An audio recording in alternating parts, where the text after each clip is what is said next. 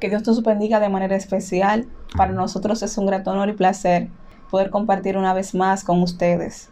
Hoy estamos dando continuidad a nuestra nueva sección titulada Conforme a las Sagradas Escrituras, donde estamos analizando, haciendo exégesis al libro de Mateo, un evangelio bastante hermoso, Amén. Bastante peculiar, que como dijimos en el capítulo anterior, es considerado el génesis del Nuevo Testamento. En el capítulo anterior, el cual vamos a dejar el link en la descripción de este video, precisamente estuvimos viendo los datos esenciales con relación a este libro y nos basamos en el contexto geopolítico. Amén. Precisamente pudimos trazar una línea desde el Antiguo Testamento hasta el Evangelio de Mateo. Como bien sabemos, uno de los últimos imperios reinantes fue el imperio medo-persa. Y luego de este imperio acontecieron muchos eventos, lo que se conoce como el periodo intertestamentario, que será de mucha edificación para ponernos en contexto a nivel geopolítico. Detallamos todo esto, pero hoy vamos a iniciar de lleno con la genealogía. De inmediato vamos a Mateo, capítulo 1, versículo 1 en adelante. Amén. Estaremos leyendo para honrar al Padre, al Hijo y al Espíritu Santo. Amén. Libro de la genealogía de Jesucristo, hijo de David, hijo de Abraham. Abraham engendró a Isaac, Isaac a Jacob, y Jacob a Judá y a sus hermanos. Amén. Amén. Padre, gracias por tu palabra, gracias porque ellas son vida y hablan de tu grandeza, Señor. Te pedimos de manera especial, Espíritu Santo, que tú nos estés direccionando y guiando, Padre, para gloria y honra de tu nombre. Glorifícate de manera especial, trata con cada vida, Señor, en el nombre poderoso de Jesús. Amén. Amén, bendito sea el Señor.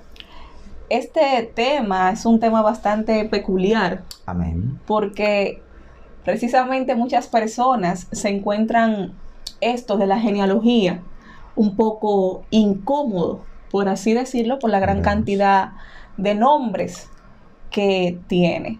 Pero sabemos que realmente las genealogías tienen un valor capital y relevante en la palabra. Amén. Si nosotros analizamos desde Génesis en el capítulo 5, nos vamos a dar cuenta que constantemente la Biblia está hablando de linaje y de genealogía. Así es, gloria a Dios. Porque Dios siempre ha marcado un linaje, bendito sea el Señor. Y con el Señor Jesucristo no es diferente. Nosotros sabemos que en el pueblo de Israel, por ejemplo, era muy importante el conocimiento de la genealogía.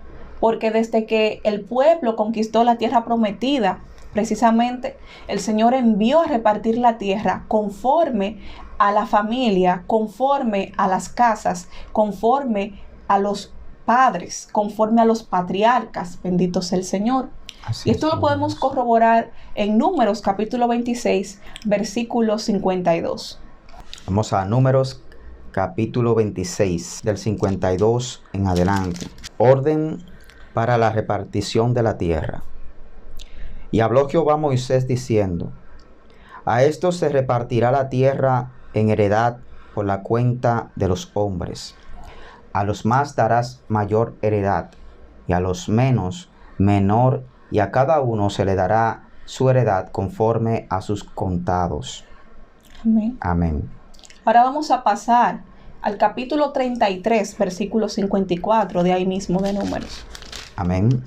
Números capítulo 33, versículo 54. Amén. Y heredaréis la tierra por sorteo por vuestras familias. A los muchos daréis mucho por herencia, y a los pocos daréis menos por herencia. Donde le cayere la suerte, allí la tendrá cada uno. Por las tribus de vuestros padres heredaréis. Amén. Mire qué tremendo y qué peculiar, porque es Dios mismo que dispone esta ley de esta forma. La herencia primeramente estaba regida por la cantidad de personas, luego por las tribus, Amén. Y luego entonces por la casa de los padres. Y qué maravilloso, porque el Señor siempre es justo. Amén. Siempre es misericordioso. Y mire que Él Así es. destina que los que tienen mayor cantidad de personas tengan más territorio aún disponible. Así es. Y es Dios. maravilloso realmente nosotros observar esto. También sabemos que si una persona se establecía en un territorio que era distinto al suyo, esta persona podía ser llamado transfuga o fugitivo, como bien lo establece el libro de Jueces, capítulo 12, versículo 4. Amén. Entonces reunió Jefté a todos los varones de Galaad y peleó contra Efraín. Y los de Galaad derrotaron a Efraín, porque había dicho: vosotros sois fugitivos de Efraín, vosotros los galaditas, en medio de Efraín y de Manasés. Amén. Amén. Y también sabemos que bajo ciertas circunstancias la transferencia de una tierra, de una propiedad, exigía precisamente el conocimiento del linaje, como evidencia el libro de Ruth en el capítulo 3, versículo 9. Entonces él dijo: ¿quién eres? Y ella respondió: yo soy Ruth, tu sierva. Extiende el borde de tu capa sobre tu sierva, por cuanto eres pariente cercano. Amén. Amén, así es. Vamos a pasar ahora mismo Amén. del mismo capítulo 3 de Ruth al versículo 12. Y ahora, aunque es cierto que yo soy pariente cercano, con todo eso hay pariente más cercano que yo. Amén. Ahora vamos a pasar al capítulo 4, versículo 1. Vos subió a la puerta y se sentó allí, y he aquí pasaba aquel príncipe de quien vos había hablado, y le dijo: fulano, ven acá y siéntate. Y él vino y se sentó. Entonces él tomó a 10 varones de los ancianos de la ciudad y dijo: sentaos aquí. Y ellos se sentaron. Luego dijo al pariente: Noemí, que ha vuelto del campo de Moab, vende una parte de las tierras que tuvo nuestro hermano Elimelech.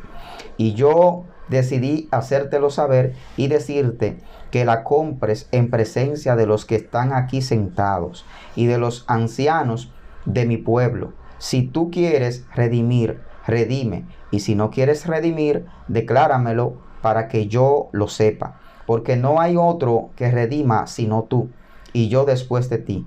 Y él respondió: yo redimiré. Entonces replicó vos: el mismo día que compres la tierra de mano de Noemí, debes tomar también a Ruth la moabita, mujer del difunto, para que restaures el nombre del muerto sobre su posesión. Y respondió el pariente: no puedo redimir para mí, no sea que dañe mi heredad. Redime tú, usando de mi derecho, porque yo no podré redimir. Había ya desde hacía tiempo esta costumbre en Israel tocante a la redención y al contrato, que para la confirmación de cualquier negocio el uno se quitaba el zapato y lo daba a su compañero. Amén. Amén. Es maravilloso lo que observamos en este versículo, porque confirma lo que estamos diciendo acerca de la descendencia y de la genealogía.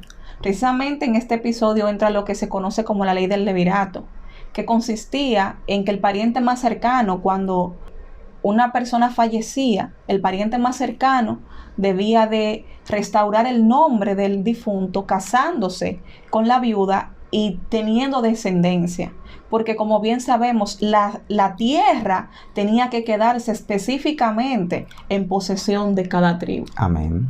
O sea, es maravilloso esto, porque ahí observamos la importancia que tenía la genealogía. Y vamos a ver también que aparte de esto, ya en el tiempo de la monarquía, cuando el rey David entra en escena, precisamente, la sucesión real estaba vinculada directamente a lo que es el linaje de David. Vamos a Primera de Reyes, capítulo 11, versículo 36. Primera de Reyes, capítulo 11, versículo 36. Amén. Y a su hijo daré una tribu, para que mi siervo David tenga lámpara de todos los días delante de mí en Jerusalén, ciudad que yo me elegí para poner en ella mi nombre. Amén. Vamos Amén. ahora al capítulo 15, versículo 4. Amén. Mas por amor a David, Jehová su Dios le dio lámpara en Jerusalén, levantando a su hijo después de él y sosteniendo a Jerusalén después de él. Aquí observamos que aparte de este cumplimiento, porque sabemos que el reino de David o la descendencia de David continuó reinando, pero en el reino del sur. Amén. Y esta palabra tiene una sucesión profética. Es una línea profética que la podemos ver en Génesis capítulo 49, cuando Dios le dice a través de Jacob a Judá, a la tribu de Judá, que no se apartaría el cetro ni el legislador de los pies de Judá. O sea, es una profecía que Dios viene sucediendo de generación en generación en todo el pueblo de Israel. Así es, y es maravilloso porque aunque observamos que la tribu de Benjamín, Dios le dio la oportunidad de reinar a través de Saúl, y luego vimos la división del imperio, luego del reinado de Salomón, pero exclusivamente el Señor dijo que iba a brotar de la raíz de David ese renuevo que es el Señor Jesús. Amén, gloria Y a que Jesús. su reino iba a ser un reino eterno. Bendito sea el Amén. Señor. Es maravillosa esta profecía porque asimismo nunca se apartó de Judá el cetro de Así es, justicia. gloria a Dios. Aunque sabemos que luego de la deportación de Babilonia, ya cuando el pueblo de Israel llega allá a la nación de Israel, a la tierra de Israel, sabemos que ahí las cosas habían cambiado. Había realmente una nueva forma. Y esta nueva forma no es porque Dios la haya puesto así, sino que las mismas condiciones del pueblo de Israel y todo lo que estaban viviendo en ese tiempo, el contexto político histórico de ese momento, la forma de ellos manejarse había cambiado. Así es, y aún así el Señor tuvo gran misericordia y sabemos que Zorobabel fue uno de los que tomó la rienda realmente Así es. del pueblo, y vamos a verlo en el desglose de la genealogía que Zorobabel formaba parte también Así es, de la gloria a tribu de Dios. Judá. Es maravilloso, y hablando de este tiempo también, como lo hemos mencionado, al volver de Babilonia, una persona que tenía prerrogativas sacerdotales tenía que demostrar a través de su linaje que realmente formaba parte de los sacerdotes. O si no, esta persona quedaba excluida de sus Gloria a Dios. oficios sacerdotales. Vamos a Esdras capítulo 2 versículo 62 para corroborarlo. Amén. Esdras capítulo 2 versículo 62. Estos buscaron su registro de genealogías y no fue hallado, y fueron excluidos del sacerdocio. Amén. Amén. Tremendo esto, porque había que demostrar que realmente se pertenecía al linaje. Amén. Como Dios había clasificado cada rol para cada una de las tribus del pueblo de Israel, es algo bastante importante. Amén, es así. Sabemos que, por ejemplo, la casa de Aarón, que era precisamente los levitas, eran los encargados. Y Amén. había un registro. O sea, cuando nosotros analizamos, por ejemplo, el primer libro de la Crónica, es maravilloso. O sea, ahí está la descendencia completa Y del pueblo analizando, de Dios. tremendo, analizando todo esto, nos damos cuenta de que la genealogía tenía una importancia capital en el pueblo de Israel, Así porque la es. genealogía marcaba lo que era el territorio, marcaba el linaje familiar, que obviamente marcaba el territorio, luego marcaba lo que era el rol de esa tribu, o sea, de esa familia. Es algo Así es. bastante tremendo. Y es tremendo porque incluso esto tiene una connotación más allá, porque el Señor siempre habló de que Él visitaba hasta 1000 generaciones. O sea, Gloria a Dios. el Señor siempre ha tenido pendiente lo que es el linaje, lo que es la descendencia. Amén. Así lo expresa, se lo expresó a Moisés en Éxodo capítulo 20, cuando le dice que no te harás imagen de lo que está en el cielo, ni debajo del cielo, ni debajo de la tierra, de nada te harás imágenes, porque yo soy Jehová, fuerte celoso, que visito la maldad de los padres hasta la tercera y cuarta generación, dando a entender que Dios le muestra una importancia capital a lo que son las descendencias. Y esto lo vemos en esta misma línea de descendencia que Dios está tratando aquí. Amén. Y es así porque hay un propósito marcado a través de esta descendencia. Y lo vamos a ver. Amén. Y es impresionante porque analizamos, por ejemplo, todo lo que pasó en el Antiguo Testamento, analizamos todo lo que aconteció en el periodo intertestamentario, y aún así, ya en la dispensación del cumplimiento, cuando viene el Señor Jesús, todavía hay un conocimiento exacto de lo que es la genealogía. ¿Por qué? Porque cuando se hace este gran censo, la Biblia especifica en Lucas capítulo 3 que José pertenecía Amén. a la casa de David. Amén. Vamos a Lucas capítulo 2, versículo 1 al 4. Amén. Lucas capítulo 2, versículo 1 al 4. Aconteció en aquellos días que se promulgó un edicto de parte de Augusto César, que todo el mundo fuese empadronado. Este primer censo se hizo siendo Cirineo gobernador de Siria, e iban todos para ser empadronados, cada uno a su ciudad. Y José subió de Galilea, de la ciudad de Nazaret, a Judea, a la ciudad de David, que se llamaba Belén, por cuanto era de la casa y familia de David. Amén. Es maravilloso este pasaje que acabamos de leer también, porque aquí nos muestra que en este comienzo de esta nueva dispensación, entonces, el cumplimiento del deber con relación a lo que es el registro general o el empadronamiento, se requería obligatoriamente esta lista genealógica. Ahora bien, la casa de David en este tiempo nos muestra a Lucas que estaba representada, no estaba en el trono como se esperaba, sino que estaba siendo representada por la clase trabajadora, por los artesanos, por los carpinteros de aquel tiempo. Y es maravilloso poder observar estas dos genealogías, tanto la de Mateo como la de Lucas, que tienen algunos rasgos distintivos. Amén. Lucas, por ejemplo, es la genealogía sanguínea a través de María. Si nosotros observamos, precisamente viene a través de Natán, el hijo del rey David, y así pasa exclusivamente hasta el Señor. Y en vez de tener un orden descendente, tiene un orden ascendente, la de Lucas, y empieza con el Señor Jesucristo y también termina con Amén. el Señor Jesucristo. Sin embargo, Mateo expone su genealogía, pero desde el punto de vista del título legal de el Señor Jesús a través de José, no como padre biológico, y esto lo vamos a ver luego porque él lo cuida en el versículo 18. Dice, esposo de María, de la cual nació Jesús. Pero esto lo vamos a ver más adelante.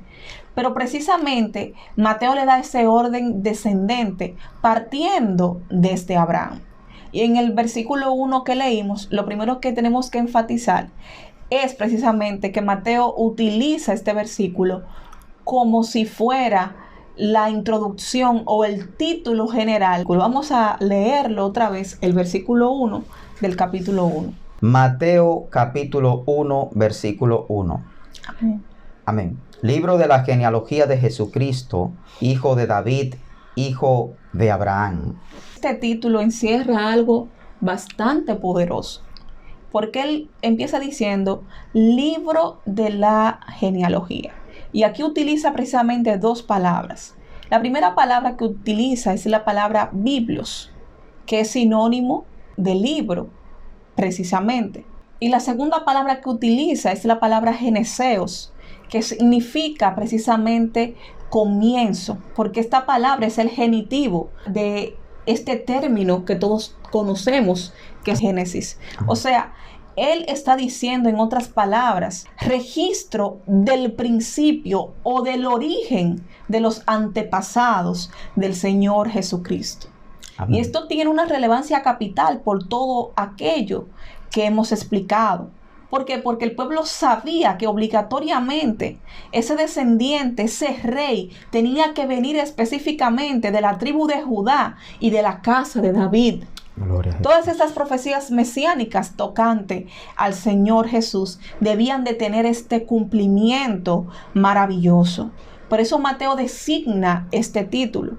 Y es maravilloso porque, aparte de decirnos que ese es el libro del comienzo genealógico del Señor, hay que destacar de quién es la persona, porque lo que le da la relevancia a esta genealogía es de quién se trata. Amén, Y gloria a por Dios. eso vamos a entrarnos un poquito más en profundidad con relación a la persona de nuestro Señor Jesucristo, que es de quien se trata todo este libro del Evangelio. Amén. Amén. Lo primero que vamos a empezar es por el nombre, como así lo dice Mateo, que especifica en el capítulo 1 y dice Jesucristo. Aleluya. Y aquí Mateo fusiona básicamente dos nombres. El primer nombre que fusiona es el nombre Jesús. Y este nombre Jesús viene de una palabra latina que es muy semejante a la palabra griega Jesús. Y esta, a su vez, es la forma helenizada del nombre hebreo Yeshua. Y esto significa Jehová es salvación.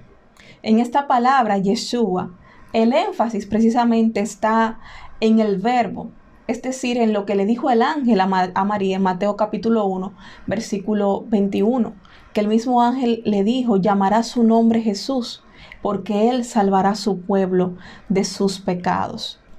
Y esta misión se corrobora con las mismas palabras que dijo nuestro amado Señor Jesús. En Mateo capítulo 11, versículo 27 al 30. Amén. Mateo capítulo 11, versículo 27 al 30. Todas las cosas me fueron entregadas por mi Padre, y nadie conoce al Hijo sino el Padre, ni el Padre conoce a alguno sino al Hijo, y aquel a quien el Hijo lo quiera revelar. Venid a mí todos los que estáis trabajados y cargados, y yo os haré descansar. Llevad mi yugo sobre vosotros, y aprended de mí, que soy manso y humilde de corazón, y hallaréis descanso para vuestras almas, porque mi yugo es fácil y ligera mi carga. Amén. Amén. Él prometió ese reposo y también lo afirmó que Él era el camino al Padre y Amén. que nadie podía ir al Padre si no era por el Hijo.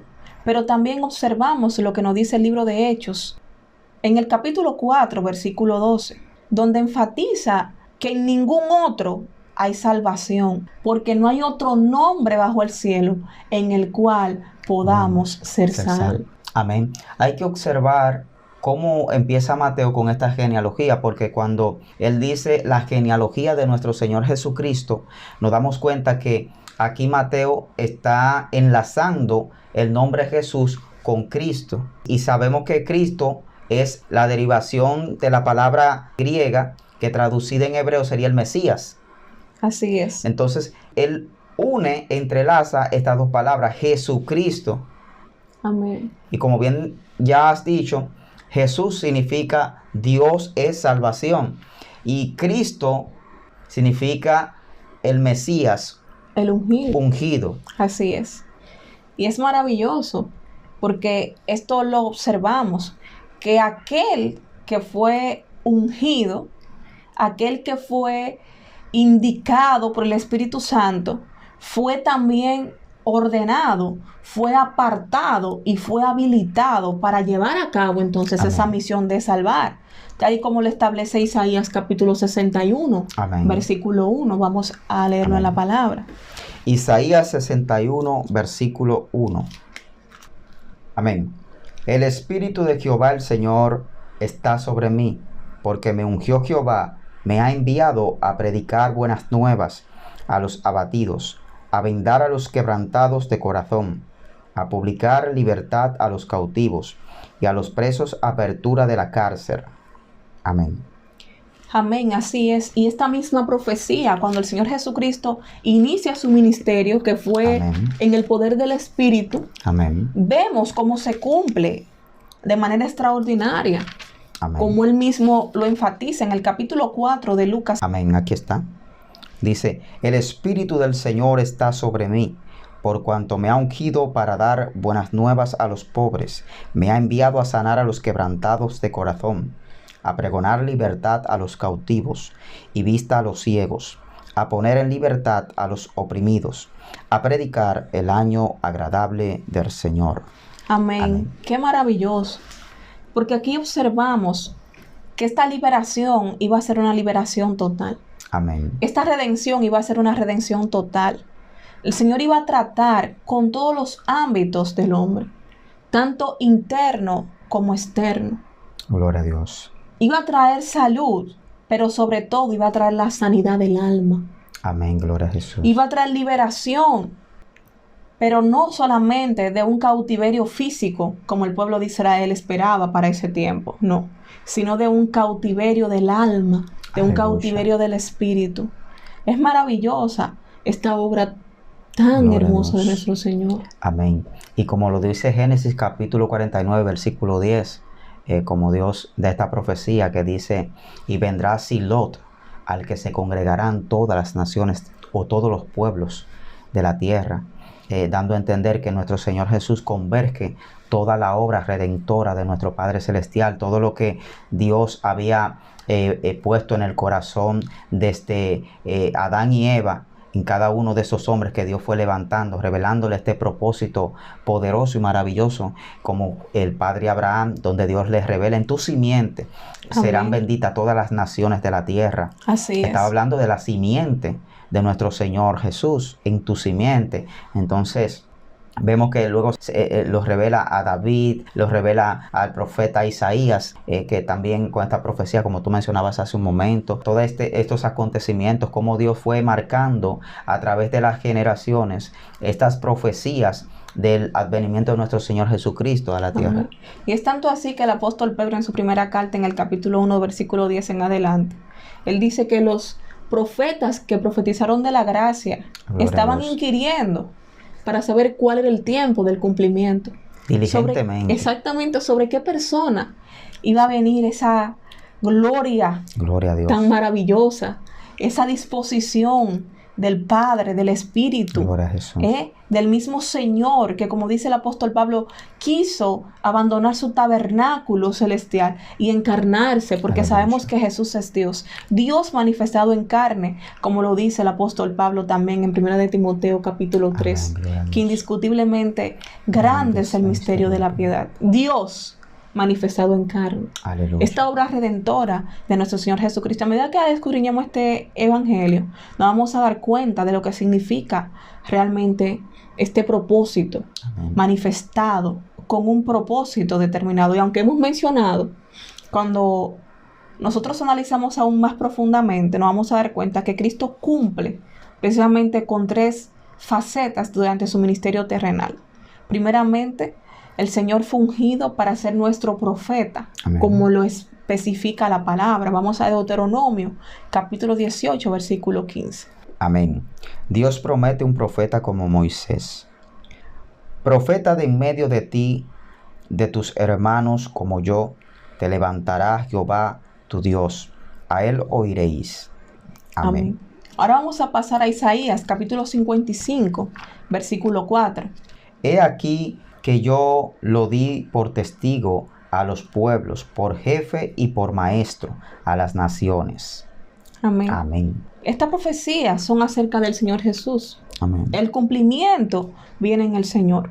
Porque bien lo dice el hebreísta en el capítulo 1, que en aquellos tiempos el Señor nos habló a través de los profetas, pero que en este tiempo nos habló por habla el Hijo. a través del Hijo. Amén. Amén. Entonces Cristo cumple con esto porque Él es el principal profeta.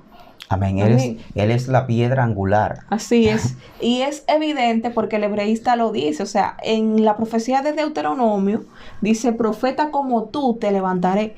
Pero luego observamos en el libro de Hebreos que Cristo es superior a Moisés. Amén. Y ahí en el libro de Hebreos observamos que Dios marca o establece lo que es la supremacía de nuestro Señor Jesús en los ángeles y en Moisés Amén. Así es. y sobre los profetas, para dar a Amén. entender que en nuestro Señor Jesús está la consumación de la fe.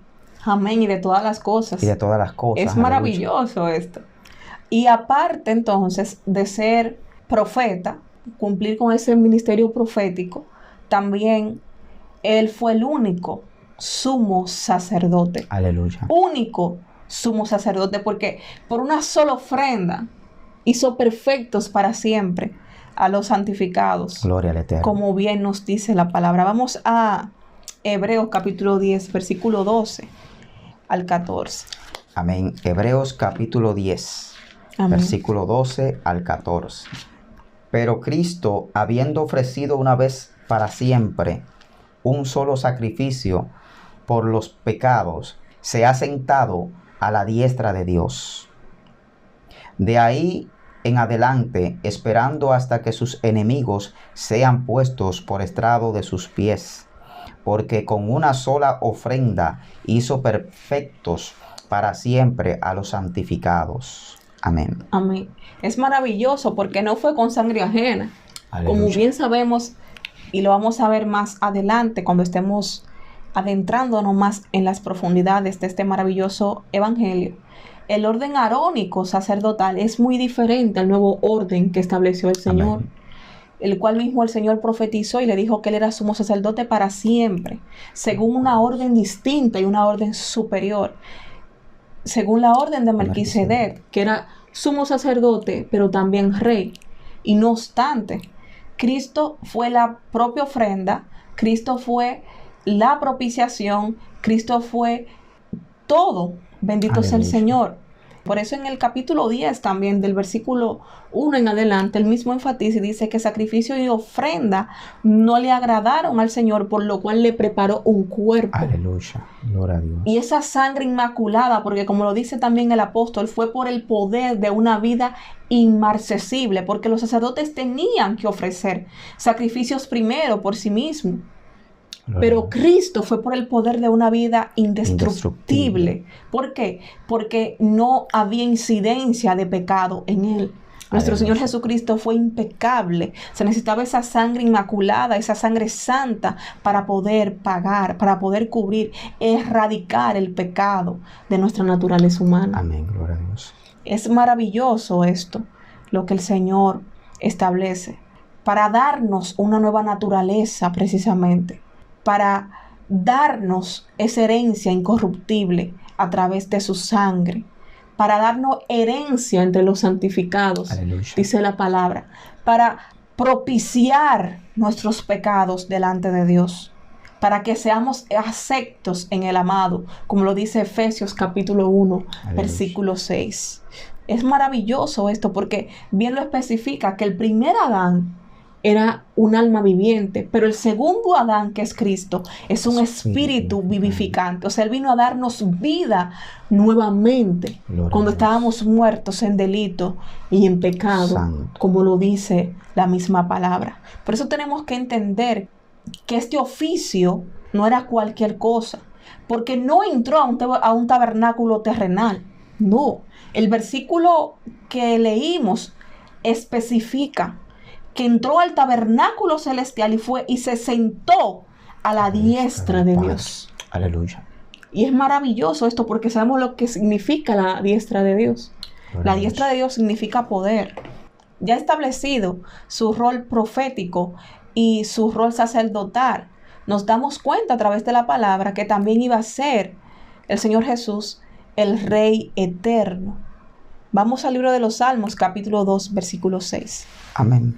Libro de los Salmos, capítulo 2, versículo 6. Pero yo he puesto mi rey sobre Sión, mi santo monte.